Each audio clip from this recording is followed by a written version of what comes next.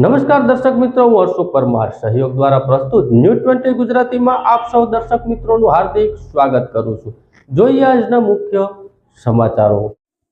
જૂનાગઢ મહાનગરપાલિકા દ્વારા KG hospital તથા પોલીસ તંત્રના સંયુક્ત ઉપક્રમે હેપી સ્ટ્રીટના કાર્યક્રમનું આયોજન કરવામાં આવ્યું હતું। જૂનાગઢ મહાનગરપાલિકા દ્વારા અને કેજી હોસ્પિટલ તથા પોલીસ તંત્રના સંયુક્ત ઉપક્રમે હેપી સ્ટ્રીટનું આયોજન કરવામાં આવ્યું હતું। આ હેપી સ્ટ્રીટ કાર્યક્રમમાં ઉપસ્થિત ધારાસભ્ય સંજયભાઈ કોરડિયા, કેજી હોસ્પિટલના ડાયરેક્ટર ભાવિનભાઈ છત્રાણા, પોલીસ અધિક્ષક હર્ષદ મહેતા સાહેબ, કમિશનર ડોક્ટર ઓમ પ્રકાશ, નાયબ commissioner SF Japra, superintendent Kalpesh Toliya, Tarak મહેતાના ઉલ્ટા ચશ્માના સિરિયલના અભિનેતા સુંદરલાલ તેમજ કેજી હોસ્પિટલના ડોક્ટર તેમજ સ્ટાફ દ્વારા લીલી ઝંડી આપી હેપી સ્ટ્રીટ કાર્યક્રમની શરૂઆત કરવામાં આવી હતી। હેપી સ્ટ્રીટ કાર્યક્રમમાં મહાનગરપાલિકા જૂનાગઢના સ્વચ્છ કાર્યક્રમ તેમજ સાંસ્કૃતિક કાર્યક્રમ રાખવામાં આવ્યો હતો, જેમાં સ્વચ્છતાનું નાટક, સ્વચ્છતા ડાન્સ અને સોસ ડેકોરેશન તેમજ door to door awareness, zero waste awareness જેવા કાર્યક્રમો સુપરવાઇઝર રાજેશભાઈ ત્રિવેદી, ધર્મેન્દ્રભાઈ ચુડાસમા, મનીષભાઈ દોશી અને ભરતભાઈ ગોસ્વામી સહિતના વિવિધ એસઆઈઓ અને સફાઈ કર્મચારીઓ દ્વારા કરવામાં આવ્યું હતું। લગભગ 20,000 શહેરીજનો દ્વારા આ નિહાળવામાં આવ્યું હતું, જેમાં સિનિયર સિટીઝન, અંધજન મહિલા મંડળ, રોટરી ક્લબ, વિવિધ શાળા, કોલેજ, મીડિયા તેમજ વિકલાંગ બાળકોની સંસ્થા વગેરે સંસ્થાઓએ ભાગ લીધો હતો। આ કાર્યક્રમમાં યોગા, મ્યુઝિક, ડાન્સ તેમજ ગરબાની ધમાલ, ગલી ડ્રોઈંગ કોમ્પિટિશન જેવા કાર્યક્રમો યોજવામાં આવ્યા હતા, જેમાં બહોળી સંખ્યામાં શહેરીજનો જોડાયા હતા। નમસ્તે, મારું નામ ભાવિન જયંતિભાઈ છત્રાણા, હું ડાયરેક્ટર કેસ્ટર ગિરના ઇન્ડસ્ટ્રી પ્રાઇવેટ લિમિટેડ જુનાગઢ। મારા દાદાના નામે KJ multi special hospital, KJ cancer hospital અને કેજે નિદાન કેન્દ્ર જુનાગઢમાં સેવા આપી રહી છે। અમને એક ઈચ્છા હતી કે જુનાગઢમાં એક સારામાં સારું ઇવેન્ટ કરીએ કે જેમાં બધા હેપી ખુશ રહીએ, કેમ કે અમારા દાદાના નામે હોસ્પિટલ કરી એમાં બધા દુઃખી જ આવતા હોય, તો એ કઈ રીતના ખુશ રહી શકે। તો બધા સામાજિક સંસ્થાઓ સાથે મળી અને એક ઇવેન્ટનું આયોજન કરવામાં આવ્યું, હેપી સ્ટ્રીટ, કે જેમાં બધા જ સંસ્થાઓ પોતપોતાની અલગ અલગ એક્ટિવિટીઝ આપે। એમાં અમે કેજે કેન્સર હોસ્પિટલ છે, એમાં કેન્સરમાં ઓરિયન્ટ જે જીતી ગયા છે, જંગ જીતી ગયા છે અને રૂટીન લાઈફ સારી જીવે છે, એને ગિફ્ટ આપીએ છીએ। કેજે મલ્ટી સ્પેશિયલ હોસ્પિટલમાં ડાયાલિસિસ કરતા કરતા રૂટીન લાઈફ સારી જીવે છે, એને અમે મોમેન્ટો અને ગિફ્ટ આપી અને સન્માનિત કરીએ છીએ। આજે તમે જોઈ રહ્યા છો આ સ્ટ્રીટ ઉપર હજારોની સંખ્યામાં જુનાગઢની જનતાઓ આજે હેપી આનંદ રહી રહ્યા છે અને દરેક સંસ્થા પોતાનું ઇવેન્ટ કરી રહી છે। થેન્ક યુ, નમસ્તે। ટોટલ 32 ઇવેન્ટ છે અલગ અલગ સંસ્થાઓની, એમાં દિવ્યાંગ સંસ્થાઓ છે, પછી કન્યાઓ છે, સ્કૂલ, કોલેજો, રોટરી ક્લબ, હોસ્પિટલો બધા જ આ ઇવેન્ટમાં જોડાણા છે, ગરબા, ડાન્સ। નમસ્તે। જૂનાગઢ ખાતેની કાર્યક્રમની શરૂઆતમાં આપણે હર હંમેશ ભગવાનના આશીર્વાદ લેતા હોય છે, પરંતુ કૃપાળુ પરમાત્મા હર હંમેશ આપણી સાથે હોય છે। રાઘવજીભાઈ પટેલની અધ્યક્ષતામાં પશુપાલન અને ડેરી ક્ષેત્રના સર્વસમાવેશ વિકાસ માટે પશુપાલન વિભાગની ચિંતન શિબિરનું આયોજન કરવામાં આવ્યું। જૂનાગઢ ખાતેની વેટરનરી કોલેજ ખાતે રાજ્ય કક્ષાની ચિંતન શિબિરના સંબોધન કરતા કૃષિ અને પશુપાલન મંત્રી રાઘવજીભાઈ પટેલે જણાવ્યું હતું કે વડાપ્રધાન નરેન્દ્રભાઈ મોદીની નેમ મુજબ વિશ્વની ત્રીજી અને 5 ટ્રિલિયન ઇકોનોમી બનાવવા માટે પશુપાલન અને ડેરી ક્ષેત્રનું યોગદાન મહત્વનું બની રહેશે। તેમણે એમ પણ કહ્યું, પશુપાલનના આર્થિક ઉત્કર્ષ માટે પશુપાલન આરોગ્યની કાળજી અને ઓલાદ સુધારણા ઉપર વધુ ધ્યાન કેન્દ્રિત કરવું પડશે। આ પ્રસંગે વિભાગના પશુપાલન વિભાગના સચિવ શ્રી સંદીપ કુમારે જણાવ્યું હતું કે પશુપાલન ગ્રામ્ય વિસ્તારના લોકોને જમીન વિહોણા તથા નાના શ્રીમંત ખેડૂતો માટે રોજગારીનો મહત્વનો સ્ત્રોત છે। દેશમાં 8 કરોડ પરિવારને ડેરી ઉદ્યોગ માટે આજીવિકા મળી રહી છે। આ ચિંતન શિબિરમાં રાજ્યના પશુપાલન ખાતાના મંત્રી રાઘવજીભાઈ પટેલ અને તમામ અધિકારીઓને વિભાગમાં કામ કરતા નિષ્ણાતો, સહકારી ક્ષેત્રે કામ કરતા દૂધ ઉત્પાદકો, ચેરમેનો સહિતના લોકોએ આ ચિંતન શિબિરમાં ભાગ લીધો હતો। આ ચિંતન શિબિરમાં મહત્વના પ્રશ્નો અંગે ચર્ચા કરવામાં આવી હતી અને ચર્ચાઓ મુખ્ય મુદ્દાઓ ઉપર ભવિષ્યમાં આ મુખ્ય મુદ્દાઓ પર વિકાસ થઈ શકે અને આ દેશના અર્થતંત્રને મજબૂત બનાવવા માટે પશુપાલન વિભાગ કેમ વધુમાં વધુ યોગદાન આપી શકે એ દ્રષ્ટિ ઉપર ચિંતન કરવામાં આવ્યું હતું। વધુમાં પશુપાલક વિકાસ અને દેશના વિકાસ માટે મુખ્ય મુદ્દાઓની ચર્ચા કરી હતી અને મેપ નક્કી કરવામાં આવશે। અને આ મેપ અનુસાર પશુપાલન વિભાગ ક્ષેત્રમાં કામ કરીને દેશને સર્વ સ્થળે પહોંચાડવા માટેની ચર્ચા વિચારણા માટેનું ચિંતન શિબિરનું આયોજન કરવામાં આવ્યું હતું. આ ચિંતન શિબિરમાં જિલ્લા પંચાયતના પ્રમુખ હરેશભાઈ ઠુમર, કલેક્ટર અનિલકુમાર રાણાવસિયા, પશુપાલક વિભાગના અધિક નિયામક કિરણ વસાવા, જિલ્લા વિકાસ અધિકારી નીતિન સાગવા, જુનાગઢ કૃષિ યુનિવર્સિટીના કુલપતિ વીપી ચોવટિયા, નોબલ યુનિવર્સિટીના કુલપતિ ખેર, જામનગર દૂધ ઉત્પાદન સંઘના ક્રાંતિ ગઢિયા, મોરબી દૂધ ઉત્પાદક સંઘના સંગીતાબેન કટકરા સહિતના પશુપાલક ડેરી ઉદ્યોગના તજજ્ઞ પ્રાધ્યાપકો, વૈજ્ઞાનિક સહિતના મહાનુભાવો ઉપસ્થિત રહ્યા હતા. આજે રાજ્યના પશુપાલન વિભાગ દ્વારા જૂનાગઢ વેટરનરી કોલેજ ખાતે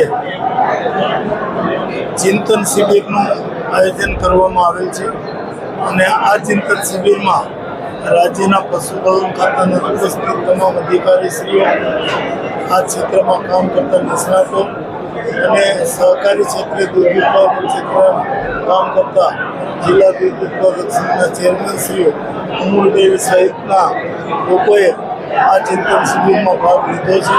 આમાં મહત્વના પ્રશ્નો અંગે ચર્ચા વિચારણા થશે. એ ચર્ચા વિચારણા પછી મુખ્ય મુદ્દાઓ ઉપર કે ભવિષ્યમાં આ ક્ષેત્રનો કેમ વધુ વિકાસ થઈ શકે અને આપણા યશસ્વી વડાપ્રધાન શ્રી નરેન્દ્રભાઈ મોદીના દેશના અર્થતંત્રને 5 ટ્રિલિયન ઇકોનોમી બનાવવા માટે આપણો પશુપાલન વિભાગ કેમ વધુમાં વધુ એમાં યોગદાન આપી શકે એ દૃષ્ટિએ ચિંતન કરી રાજ્યના પશુપાલકના હિતાર્થે આ ક્ષેત્રના વિકાસ માટે મહત્વના મુદ્દાઓની ચર્ચા કરી અને એક રોડમેપ નક્કી કરવામાં આવશે અને એ રોડમેપ અનુસાર આ વિભાગ આગામી દિવસોમાં કામ કરીને આ ક્ષેત્રે રાજ્યને સર્વોચ્ચ સ્થાને પહોંચાડે એ દિશામાં ચર્ચા વિચારણા માટે આજે આ ચિંતન શિબિર યોજવામાં આવી છે.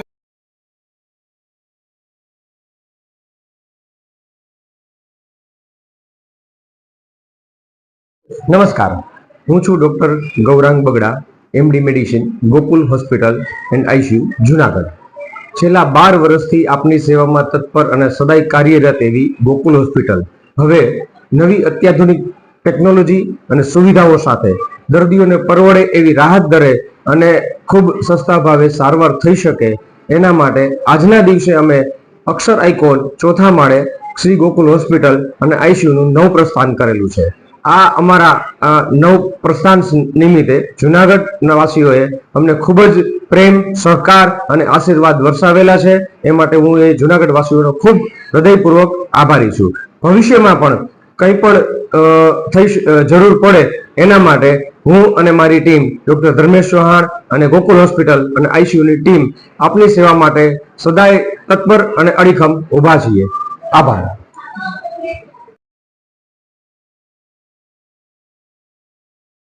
નમસ્કાર, હું ડૉક્ટર ધર્મેશ ચૌહાણ.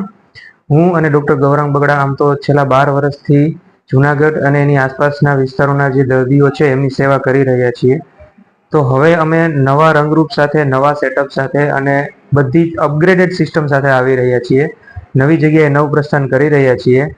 તો આ નવી હોસ્પિટલની અંદર તમને 2D ઇકો, ટીએમટી, નવા એડવાન્સ વેન્ટિલેટર, ડિફિબ્રિલેટર, કોઈ પણ પ્રકારના લીવર, હૃદય, ફેફસાના રોગો, પેટના રોગો, આંતરડાના રોગો અને એટેકના જે દર્દીઓ છે એ છે, દમ છે, અસ્થમા છે કે મગજના વિવિધ રોગો છતાં ઓપરેશન દરમિયાન કે ઓપરેશન બાદ પણ કોઈ કોમ્પ્લિકેશન થયું હોય એ દરેક પ્રકારના દર્દીઓની સારવાર અમે અહીંયા ઉપલબ્ધ કરાવી છે.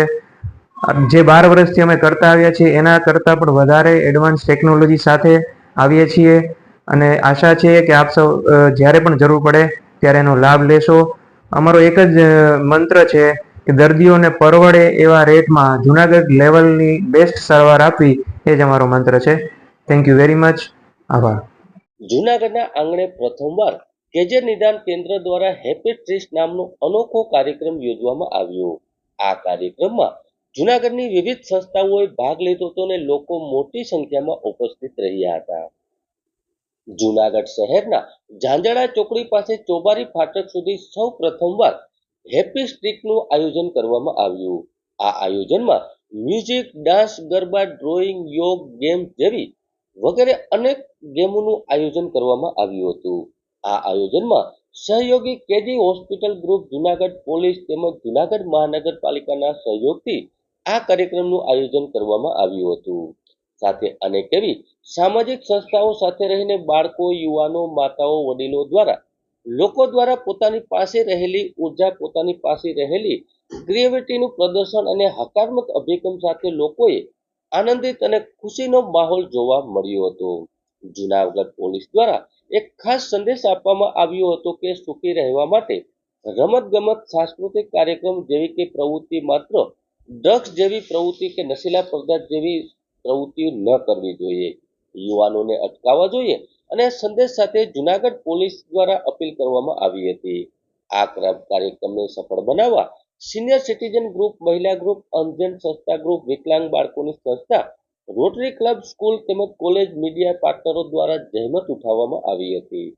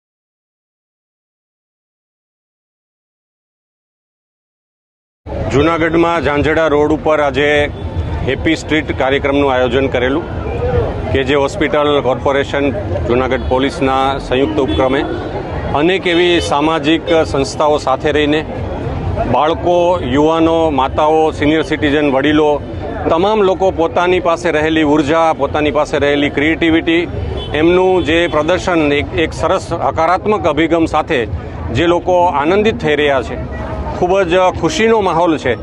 આ મેસેજ ખાસ કરીને જૂનાગઢ પોલીસ એટલા માટે આમાં જોડાયેલી છે, એક ખાસ સંદેશ માટે કે સુખી થવા માટે, હેપી રહેવા માટે આ બધી જ પ્રવૃત્તિઓ છે. રમતગમત હોય, એડવેન્ચર હોય કે પછી આ પ્રકારની સાંસ્કૃતિક કાર્યક્રમો હોય, માત્ર ડ્રગ્સ કે એના જેવી નિરાશ થઈને જે યુવાનો આ દિશામાં જાય છે એ યુવાનોને અટકાવવા માટેનો એક સંદેશ છે. માતા પિતાઓને, શૈક્ષણિક સંસ્થાઓને એક આ સંદેશ છે કે પોતાના યુવાનોને રમતગમત, એડવેન્ચર કે સાંસ્કૃતિક કાર્યક્રમો તરફ વાળે અને આ ડ્રગ્સ જેવી જે આપણી બદી છે, સામાજિક બદી, એનાથી દૂર રાખવા માટે અનેક પ્રકારની પ્રવૃત્તિમાં જોડાય. આ સંદેશ ઘર ઘર સુધી પહોંચે જૂનાગઢમાં, એ હેતુથી આજે આ હેપી સ્ટ્રીટનું આયોજન કરવામાં આવેલું છે. સર, પોલીસ અને ડ્રગ્સ આજે આપ જોઈ રહ્યા છો કે આમ દિવાળી જેવો માહોલ છે. લોકો હેપી સ્ટ્રીટને એકદમ સફળતાપૂર્વક બિરદાવી રહ્યા છીએ અને દર્દીઓને, અમારું કામ તો દર્દીઓને ઓપરેશન કરી સારવાર આપીને સારા કરવાનું છે, પણ દર્દીમાં જે ઉત્સાહ જગાડવાનું કામ છે આજે અમે કરી રહ્યા છીએ.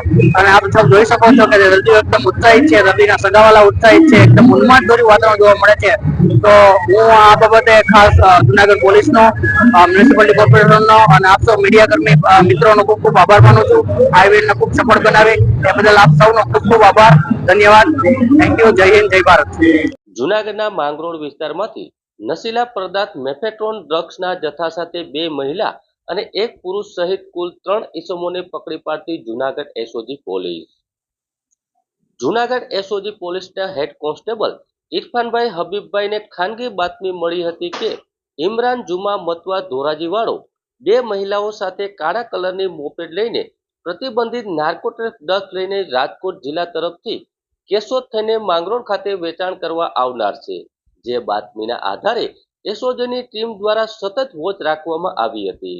આ વોચ દરમિયાન માનખેત્રા તરફથી એક 2 વ્હીલ મોપેડ વાહન આવતું જોવા આવતા વાહનને હકીકતવાળું હતું તેની ખાતરી કરી મોપેડની એસઓજી ટીમે દ્વારા કાટન કરી મોપેડ વાહન ચાલક પુરુષ તેની પાછળ 2 મહિલા બેઠેલી હોવાની બાતમી મળતા ઈસમોને પકડી પાડવામાં આવ્યા હતા અને ખાનગી કરીને જીપમાં